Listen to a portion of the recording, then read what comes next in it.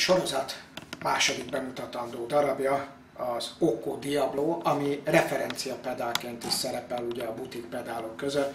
Nagyon sokan hivatkoznak rá, hogy bizonyos pedál jobb vagy rosszabb, mint az Occo Diablo. Ez mindenképp rangot jelent azért a pedálnak. Egy nagyon szimpatikus, sok paraméterrel ellátott pedálról van szó.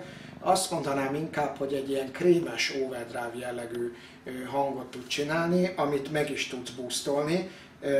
Ennél a pedálnál úgy működik a boost, hogy a bekapcsolt állapotra rá tudod nyomni. Na most nagyon jellegzetes, érdekes a kijelző, ez a hatalmas, hát ilyen ördögfejet mintázó gomb. Ahogy bekapcsoljuk, lehet látni, hogy ezt 1000 méterről a Wembleyben is észreveszed a pedálbordodba, hogy be van kapcsolva vagy nincs, tehát ez egy nagyon jellegzetessége. Nézzük meg először a tiszta soundot.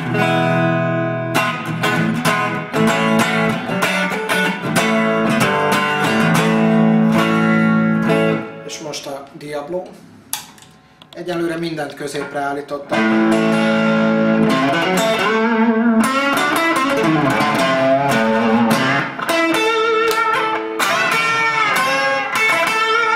Ígéretesnek tűnik, még kicsit finomítunk rajta. Tehát body, gain és tone gombok vannak fölül, feed, középen a második sorban egy plusz, ami majd a boosternek a hatásfokát állítja be, és level.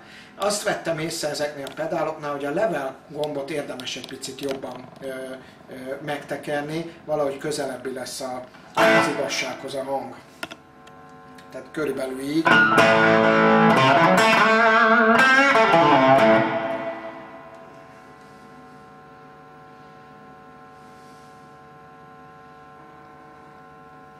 A gain középen hagyjuk.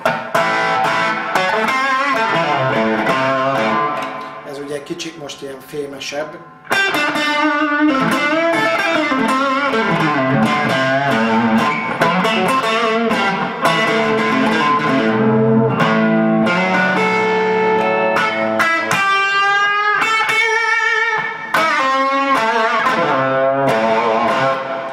Nagyon-nagyon meggyőző hang, tehát gyakorlatilag az a kategória, amit nem akarsz utána kikapcsolni, inkább visszaveszel egy kicsit a potméteren, a hangerőpotig, és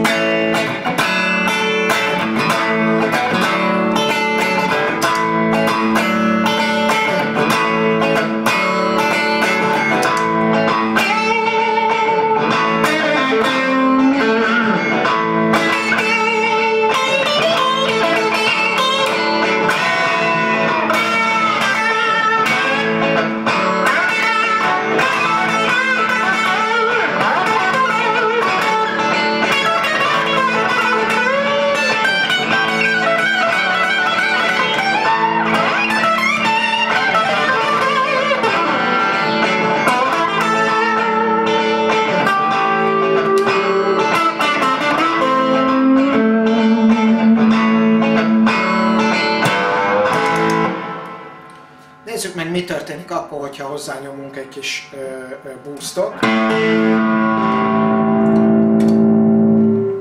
Ha sikerül.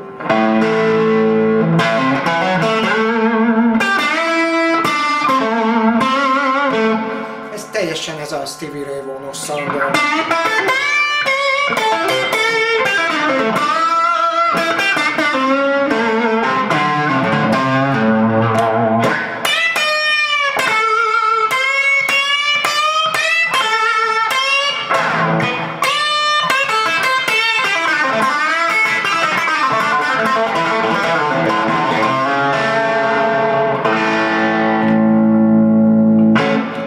Ezt szabályozhatjuk is, hogy mennyit emeljen ki.